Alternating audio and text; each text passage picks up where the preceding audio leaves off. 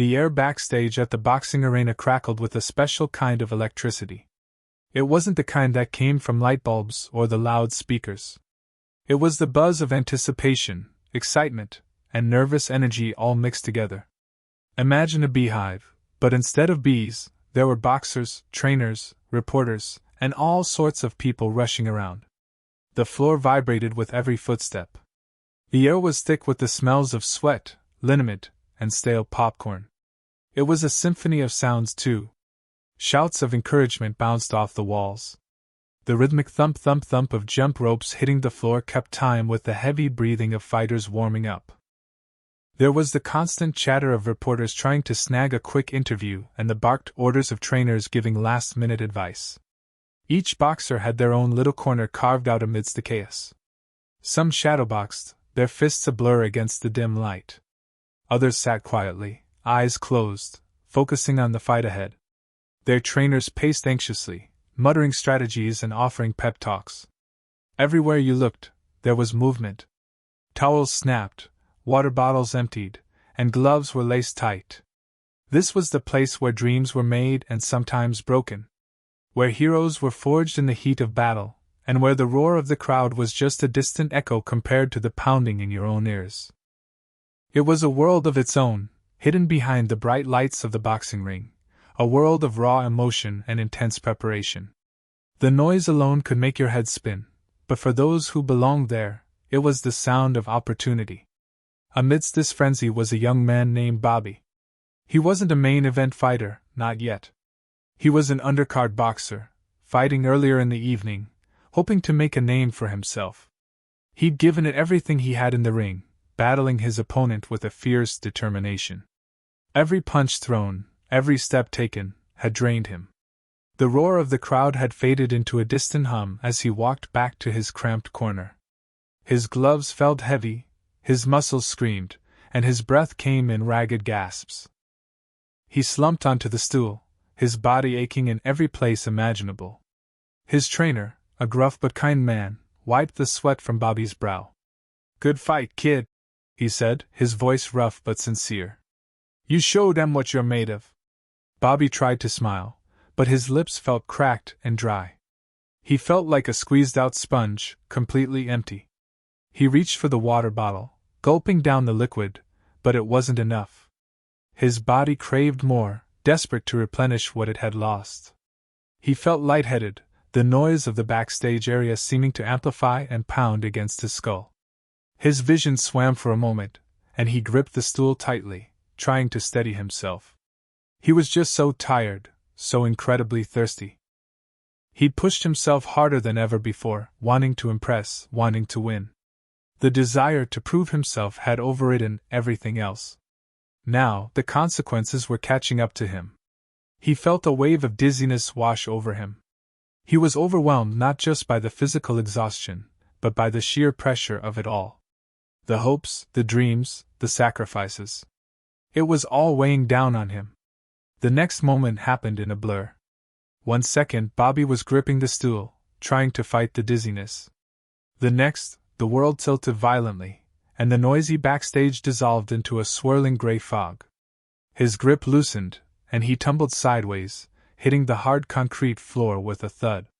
The sound cut through the background noise like a gunshot. Bobby's trainer, who had been rummaging through his bag, whirled around, his eyes wide with alarm. "Bobby!" he shouted, rushing to his side. Other people nearby stopped what they were doing.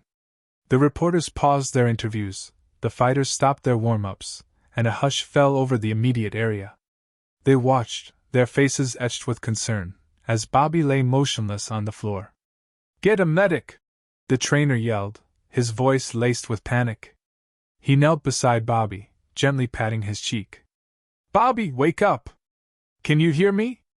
A young woman, who appeared to be a volunteer, quickly darted through the crowd, yelling for help. The carefully orchestrated chaos of backstage was replaced by a sense of urgent, disorganized activity. Some people hovered, unsure how to help. Others started clearing a path, pushing aside equipment and people to make way for the medics. The trainer checked Bobby's pulse, his brow furrowed with worry. It was weak and thready. He loosened Bobby's boxing shorts and fanned him with a towel, trying to get some air circulating. The suddenness of the collapse shocked everyone. 1 minute Bobby was there, a young fighter full of hope, and the next he was unconscious, vulnerable, and in need of help. The vibrant energy of the backstage area was momentarily replaced by a palpable sense of fear and uncertainty. Everyone knew the risks involved in boxing, but seeing it unfold so suddenly and so close was a stark reminder of the sport's brutal reality. Just then, a figure emerged from the crowd, a stark contrast to the surrounding frenzy. It was Muhammad Ali. He had just finished his own fight, the main event of the evening, but the adrenaline hadn't faded. He was still wearing his boxing trunks and gloves, his face glistening with sweat, a slight cut visible near his eye. The noise and panic hadn't escaped his notice. He'd been in his dressing room, starting to cool down, when he heard the commotion. A murmur rippled through the crowd as he approached.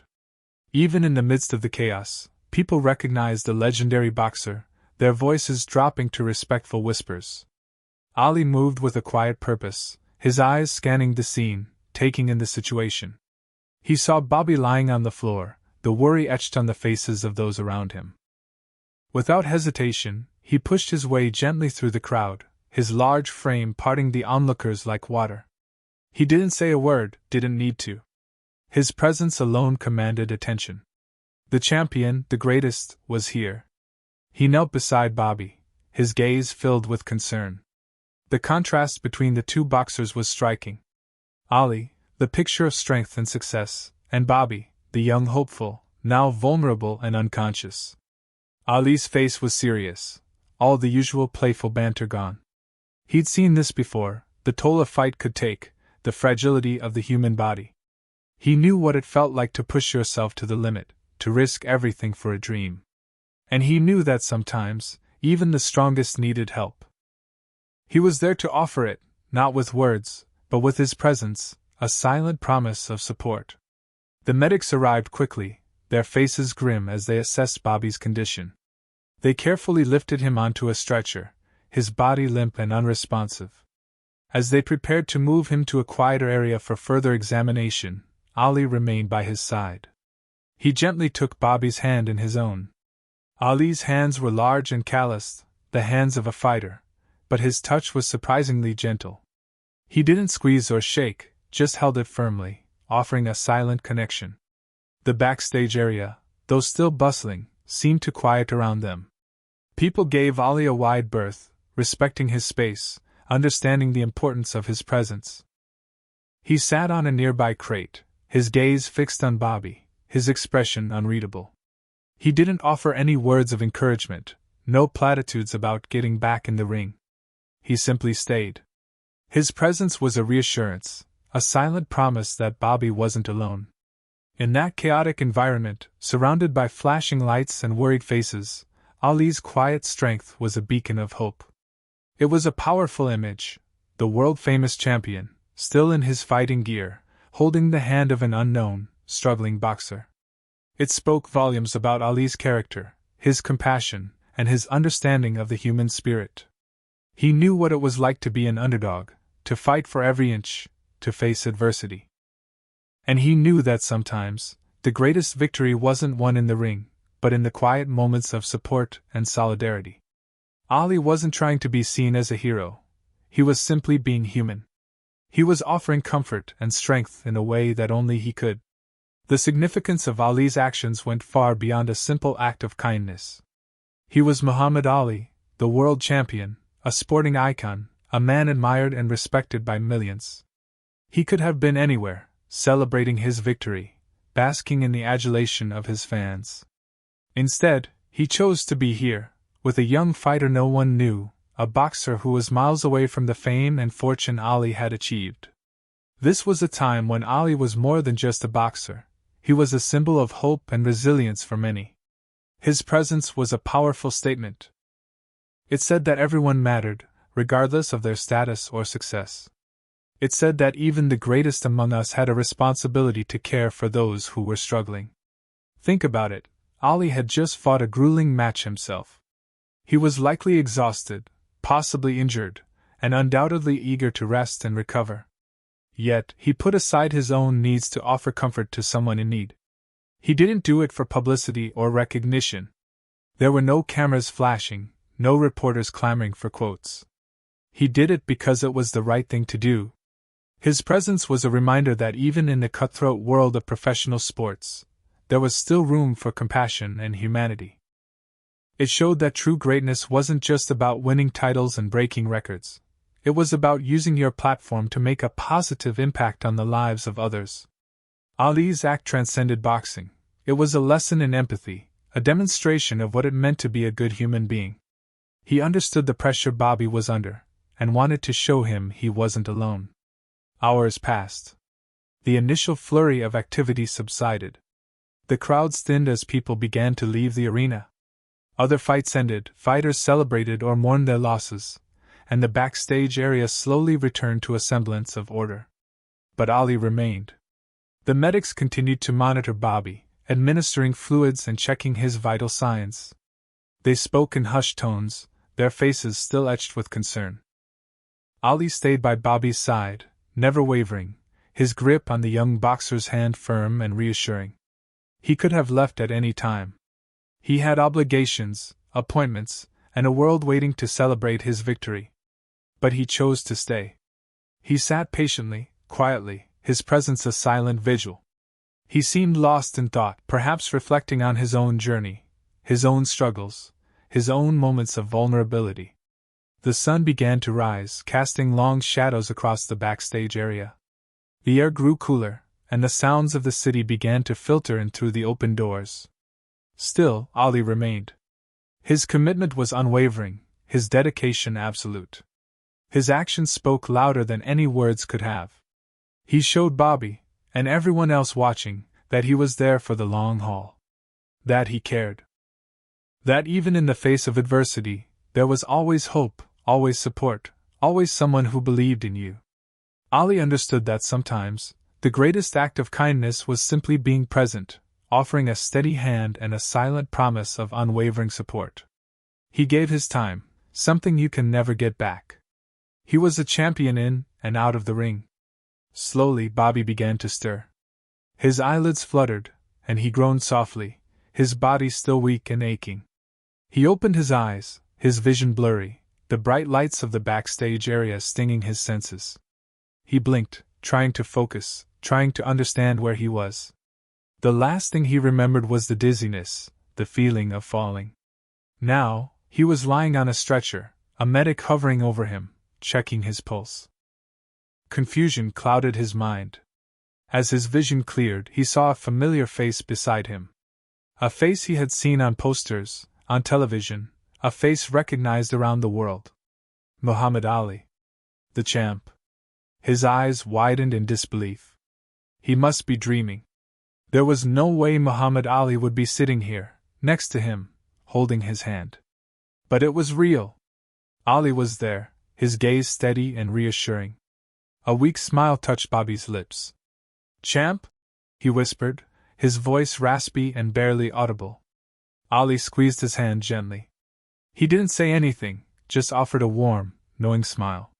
It was a smile that conveyed understanding, compassion, and support. It was a smile that said, "You're going to be okay." Bobby felt a wave of relief wash over him. The fear and uncertainty that had gripped him before began to dissipate. He wasn't alone. The greatest boxer in the world was here, offering him comfort and strength. It was an incredible, surreal moment. He knew then that he would never forget this. He felt a surge of determination. He would get back in the ring. He would fight again. And he would remember Ali's kindness, his quiet strength, and his unwavering support. It was the best medicine he could have asked for. Years later, Bobby would often recount that night, the night he collapsed backstage. He would talk about the exhaustion, the fear, and the uncertainty. But most of all, he would talk about Muhammad Ali. "That night," he would say, his voice filled with emotion, "the champ fought for me." He wasn't just referring to Ali's physical strength or his boxing prowess. He was talking about the fight against despair, the fight against self-doubt, the fight to keep believing in himself. Ali's presence had been a lifeline, a source of strength when he needed it most. That simple act of kindness, that unwavering support, had a profound impact on Bobby's life. It inspired him to keep fighting, to keep pushing, to keep chasing his dreams, even when things got tough. He went on to have a successful career, not reaching the heights of Ali, but achieving his own measure of success and fulfillment. And he always remembered the lesson he learned that night, that true strength wasn't just about physical power, it was about compassion, empathy, and the willingness to help others. He carried that lesson with him throughout his life, using his own experiences to mentor young fighters and offer support to those in need. Bobby's words, "That night the champ fought for me," encapsulated the essence of Ali's character, his greatness, and his enduring legacy. It was a testament to the power of human connection and the importance of offering support, especially to those who are struggling. It was a fight against being forgotten. Muhammad Ali didn't need to be seen. He didn't need the cameras, the reporters, or the accolades. He didn't seek praise or recognition for his actions. His motivation was purely selfless. He simply wanted to offer support to a young fighter who was struggling. He wanted to make Bobby feel valued, to let him know that he mattered. In a world often driven by ego and self-promotion, Ali's act stood out as a beacon of genuine compassion. He understood that everyone deserves to be treated with dignity and respect, regardless of their status or accomplishments.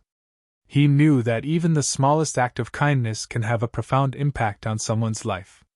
Ali's legacy extends far beyond his achievements in the boxing ring. He was a champion of human rights, a voice for the voiceless, and a symbol of hope for millions. But perhaps his greatest contribution was his ability to connect with people on a human level, to show them that they were seen, heard, and valued. He taught us that true greatness isn't about fame or fortune, it's about using your gifts and talents to make a positive difference in the world. It's about showing compassion, offering support, and making others feel like they matter. Ali's presence backstage that night wasn't just about helping a young boxer recover from physical exhaustion. It was about reminding him, and all of us, that we are all connected, that we all have the power to make a difference, and that even in the darkest of times, there is always hope. He showed Bobby that he mattered. And in doing so, he reminded us all that we matter too. He was a true champion, inside and outside the ring,